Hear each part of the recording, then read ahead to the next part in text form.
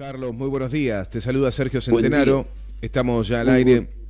Sergio y Ronnie, te saludamos desde Listo. Radio Lateral con Fundamento Criollo. Se llama este programa. Estamos en la Casa Patria Misiones, en Posadas. Perfecto.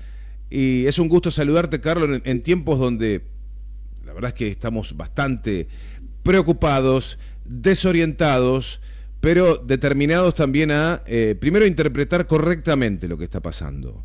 Y luego la acción que tiene que ser para tratar de resistir a estos embates. Se conoció hace pocos días, Carlos, el cierre de la unidad de investigación en la búsqueda de niños apropiados durante la dictadura, decisión de este gobierno, y tantas cosas más para hablar.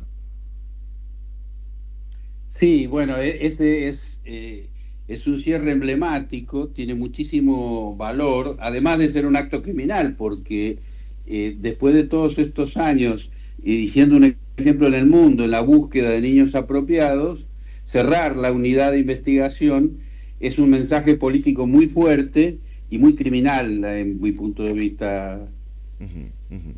Bueno, ya se ha intentado, el gobernador de la provincia de Buenos Aires, luego el senador Guado de Pedro, han esbozado y anunciado que van a colaborar en esta área, pero claro, cuando el Estado Nacional se retira, el impacto es casi innegable o difícil de sortear.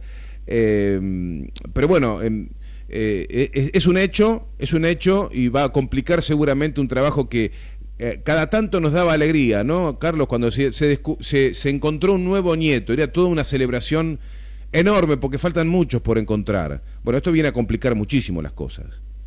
Bueno, esa es la idea.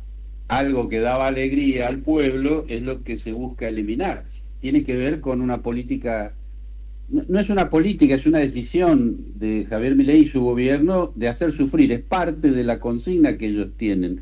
Ni siquiera podemos hablar de un plan porque no le da la cabeza para elaborar un plan. Son destructivos, insisto, son criminales.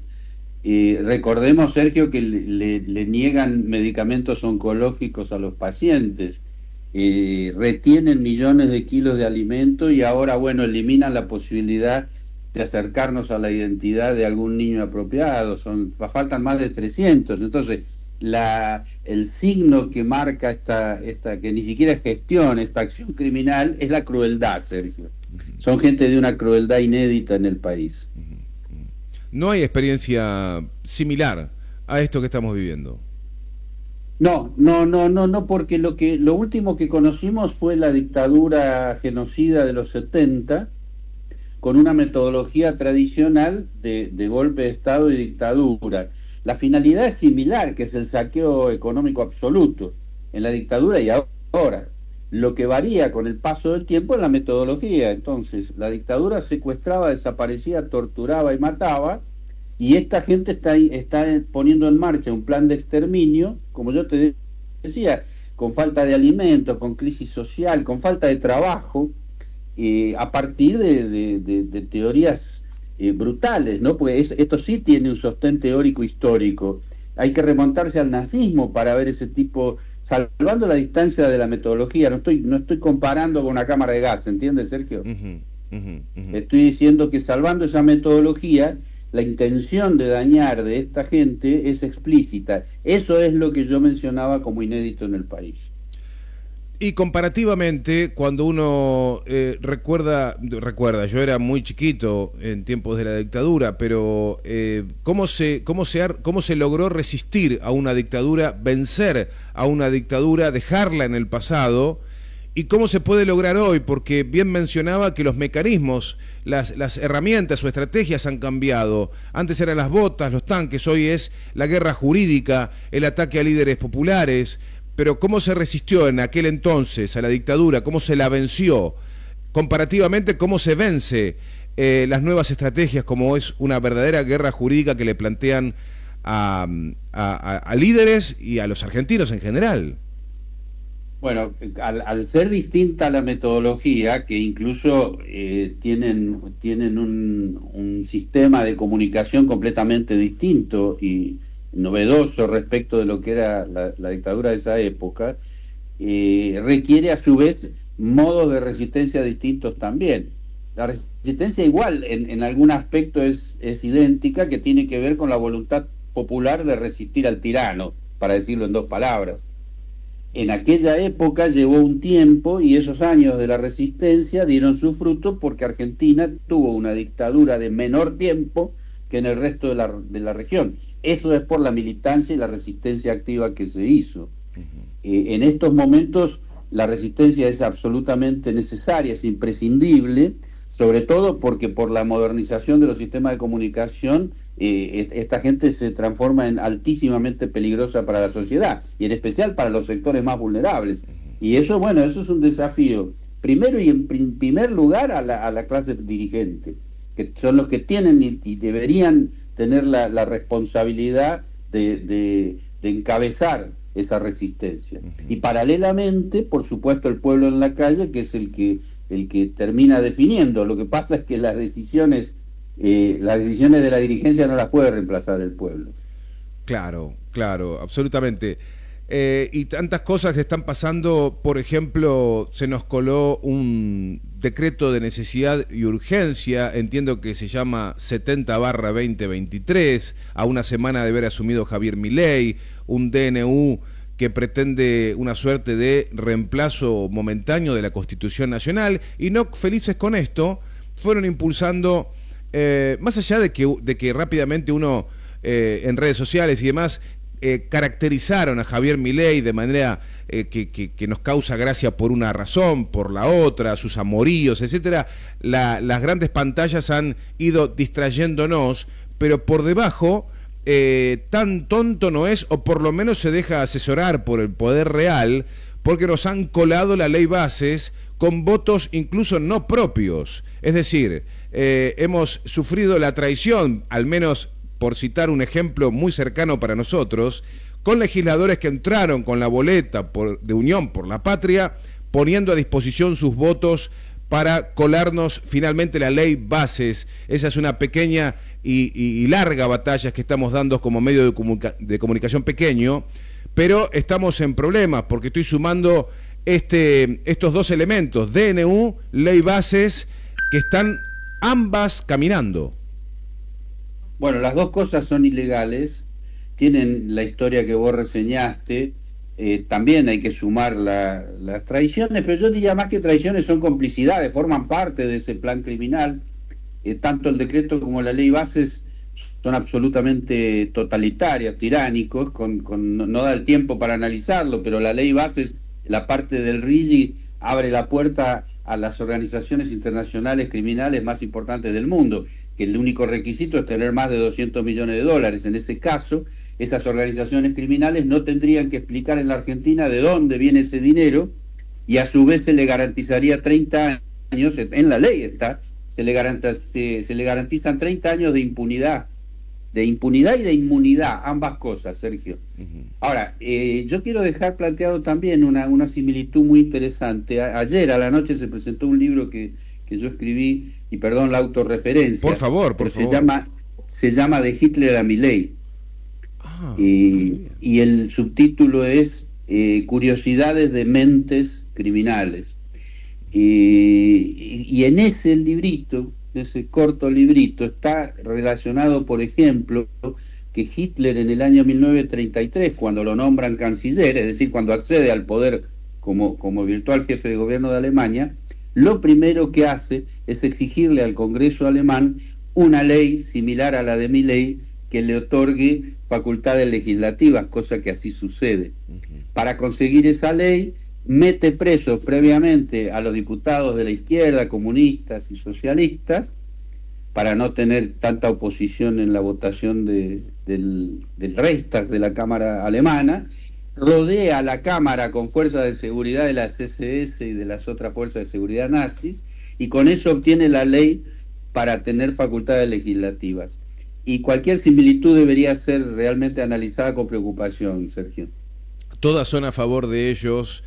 Ahora veía en la Cámara Baja una reunión pronta, acelerada, que tiene que ver con la negativa o la resistencia que ya se está planteando contra la baja en la edad de la imputabilidad. Ahora están buscando, entiendo, usted corríjame por favor, a bajarlo a 13 años, pero me parece que son todas a favor de esta suerte de combo de ideas que tiene un sector muy particular de nuestra sociedad que nos está gobernando y que están realmente a sus anchas. Sí, bueno, el tema particular de la baja de edad de imputabilidad es claramente inconstitucional, no hay discusión posible. El problema es que esta gente no respeta la Constitución ni las leyes. Y ahí es lo que yo decía antes de la responsabilidad de la dirigencia. El Congreso de la Nación tiene una cantidad importante de diputadas y diputados, igual senadoras y senadores, que son muy honestos, muy honestos.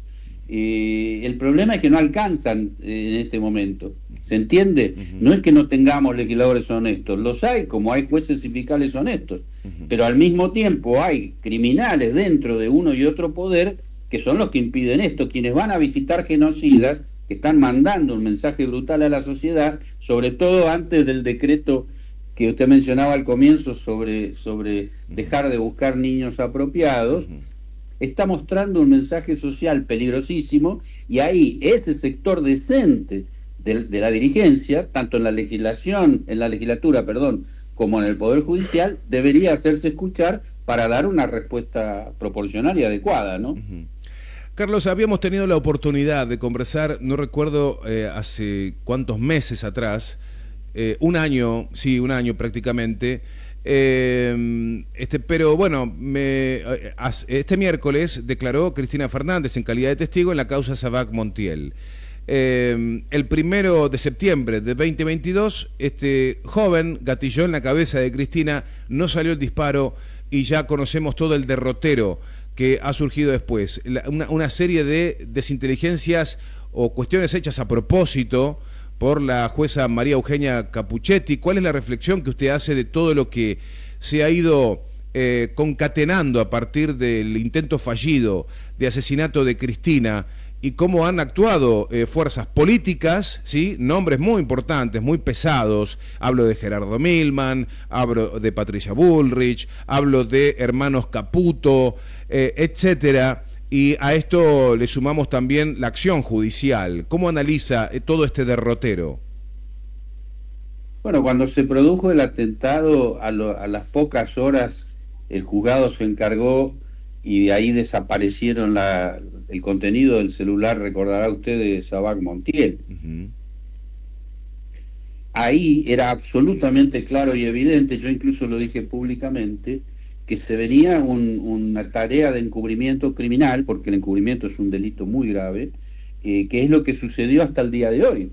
No solo en la desaparición de pruebas, sino en la decisión de no obtener prueba. Ustedes piensen que la vecina del piso de arriba de Cristina Fernández de Kirchner, claro, y desde su departamento se hacían reuniones donde se tomaban imágenes de la escena del crimen futura. No existe país en el mundo que en la investigación de un atentado como ese no impute o por lo menos interrogue a la vecina del piso de arriba, cuando está comprobado que se actuaba desde ese lugar. Estoy dando un ejemplo de los muchos, no hablemos de los Caputos, de la farsa de Revolución Federal pretendiendo que le hacía mesitas de luz. Eso es realmente obsceno en lo infantil del planteo.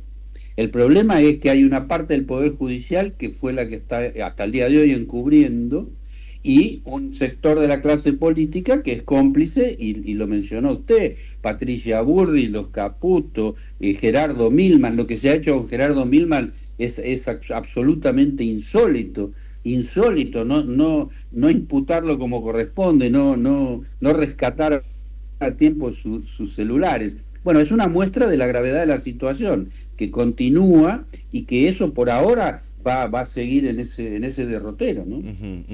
Bueno, estábamos hablando recién de los mecanismos que utiliza hoy el poder real en la Argentina. En algún momento necesitaban hacer una transformación muy profunda, es decir, dar vuelta como una media la lógica industrialista de nuestro país. El peronismo venía empujando y transformando al país, y luego viene la tremenda dictadura militar, donde hemos aprendido con el tiempo de que en el fondo la cuestión era económica, querían transformar la lógica económica, ¿no?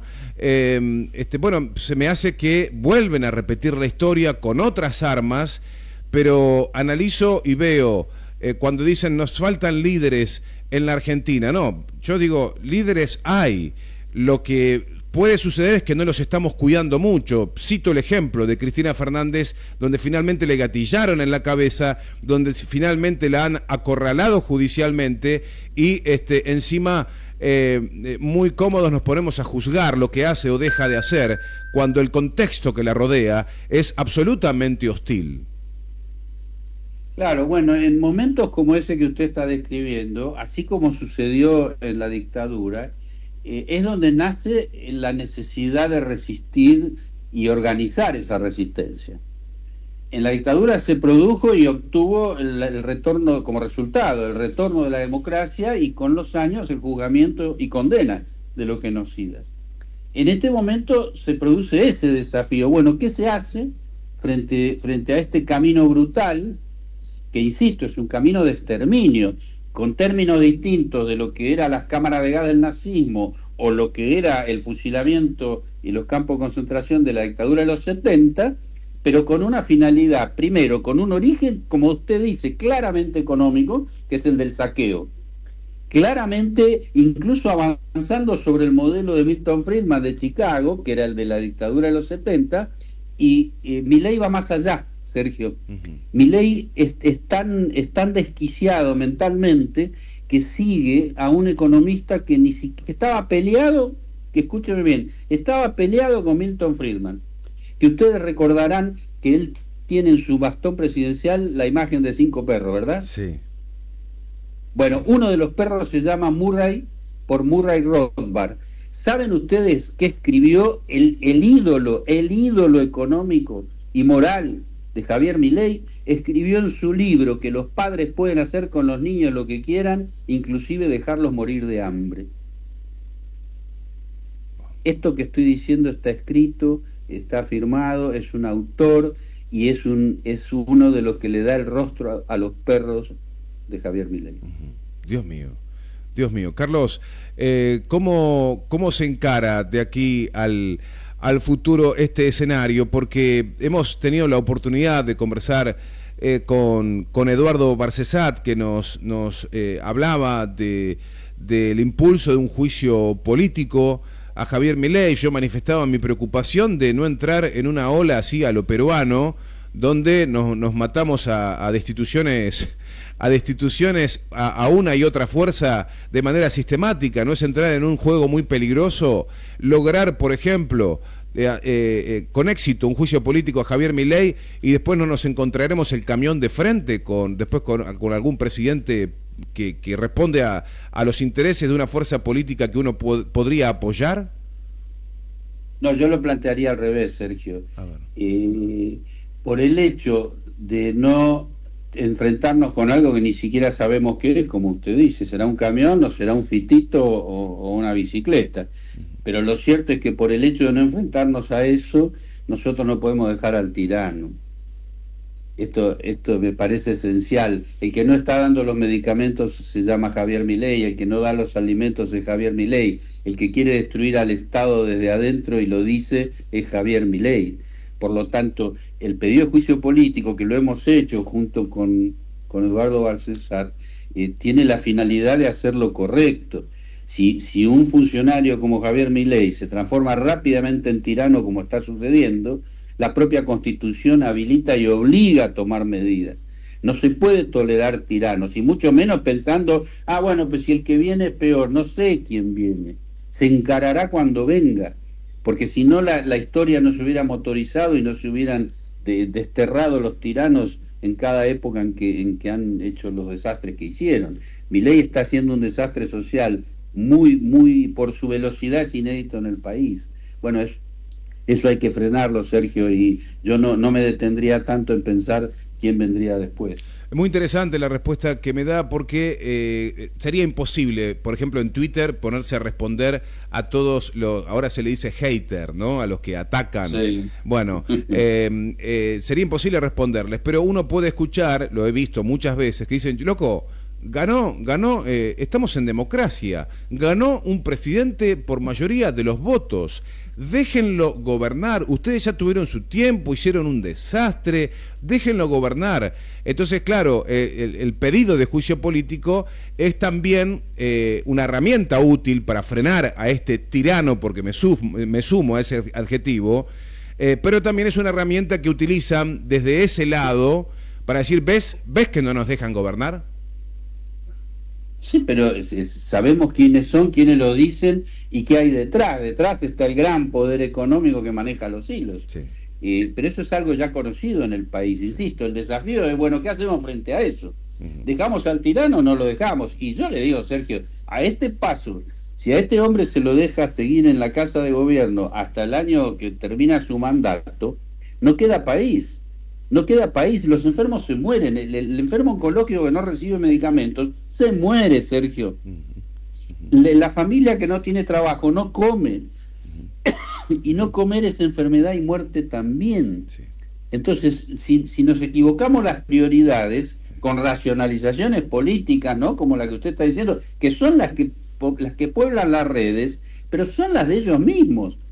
Esos haters son trolls, son contratados, invierten fortunas en esta nueva forma de comunicación. Bueno, ese también es un desafío a la clase dirigente para que nosotros podamos resistir utilizando esos medios que están al alcance para poder modificar esa realidad, que es la de una población que votó a un presidente de la nación, pero la legitimidad que le dio dura 24 horas. Al día siguiente, cuando saca su decreto y cuando pretende leyes para destruir los recursos naturales o que la gente se muera de hambre, ya deja de ser legítimo. Es historia el voto de ese día. Al día siguiente lo tiene que revalidar. El mandatario democrático revalida su título cada día. ¿Qué opinión tiene esto dicho, por supuesto, a propósito, ¿no? Pero como para obtener una devolución de lo que realmente hay que observar de un Luis Caputo, ministro de Economía, de un ministro ahora, estoy hablando de Sturzenegger, ministro de no sé qué, creo que de dar vuelta a las cosas en el país, algo así, ministro de dar vuelta a las cosas en el país. ¿Qué opinión tiene de estos dos personajes? Son delincuentes, pero son delincuentes de hace tiempo. Lo que pasa es que en un contexto de funcionamiento normal de la justicia estarían en prisión. Han cometido Caputo durante el gobierno de Mauricio Macri, Sturzenegger en varios gobiernos, pero han cometido delitos. El problema es que los delitos están escritos en el Código Penal, pero ese Código Penal requiere un contexto judicial que lo ponga en práctica. Si no, es tinta sobre papel, Sergio, no tiene ninguna validez, que es un poco lo que está sucediendo, el lawfare que usted se refería, esa guerra jurídica que se llama lawfare, fue la persecución que inicia Macri. Este proceso de destrucción lo inició Macri, porque el interés económico es el mismo, es el desguace del Estado, robándose todo lo que se pueda hasta que se les termine. Pero cuando se les termine ya se fueron y están disfrutando en Miami. Bueno, no podemos permitirlo, pues tenemos experiencia de lo que ya nos pasó y tenemos que evitar que nos siga pasando. Yo soy muy optimista, Sergio, a pesar de la angustia que genera que estos energúmenos estén destrozando el país, porque, insisto, la Argentina logró que Videla muriera preso en el baño de su celda. Entonces vamos a poder evitar que este hombre Javier Milei siga haciendo daño. El tema es que no deberíamos demorar demasiado para que el daño no sea tan grave. ¿Y cómo puede ser que estemos viviendo en una Argentina donde prescribe la causa del megacanje y Federico Sturzenegger, el hacedor de estas fechorías durante el gobierno de Fernando de la Rúa, goce de libertad porque pasó el tiempo y prescribió la causa? ¿Qué nos está pasando a nuestra Argentina, a nuestra justicia, que perdemos tan rápido la memoria? Y estos tipos, producto de estas ventajas que obtiene, otra vez vuelve a ser ministro, no solamente con Javier Milei, también lo fue con Mauricio Macri. ¿Qué nos pasa? No, bueno, es parte de la misma realidad, que gente que ha cometido esa cantidad de delitos vuelva a ser puesta en lugares clave de decisiones económicas. Lo que está mostrando es la anomia que hay en la Argentina. La anomia es la nula aplicación de la ley, o tenue aplicación de la ley, que es muy selectiva, por supuesto, porque al que se manifiesta en la Plaza de los Dos Congresos lo meten preso y le rompen la A ver, facultad. claro. Entonces, hay una justicia selectiva, eso es imprescindible que se modifique. Ahí yo lo que tengo esperanza es en el sector de juezas y jueces y fiscales decentes, no en el grupo criminal que está ahí adentro y que es el que le encubre el atentado a Cristina, es el que le perdona a Mauricio Macri fortunas incalculables por el tema Correos, etcétera. Bueno, ese sector es el que está haciendo muchísimo daño en complicidad con el sector económico. Pero el otro sector, que es la gente decente que trabaja honradamente, bueno, ese es el que en algún momento, imagino, espero y deseo, que tome conciencia de la importancia que tiene su cargo como jueza, juez o fiscala, y hagan lo que tienen que hacer, en consonancia con una dirigencia también democrática, ¿no?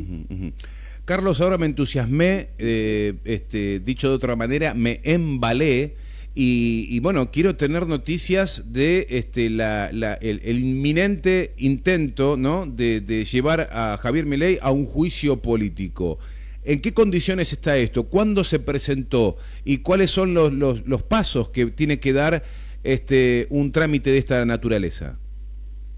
No, bueno, son tres pedidos de juicio político, lo hicimos hace varios meses, es una secuencia. El primero fue con Dora Barranco, Liliana Gendel, que tuvo que ver con cuestiones estrictamente de actitudes inmorales de Milei respecto de cuando utilizaba los términos de mogólico para insultar, etcétera, o recuerdan ustedes la fotografía del gobernador de Chubut con rasgos de una persona con síndrome de Down.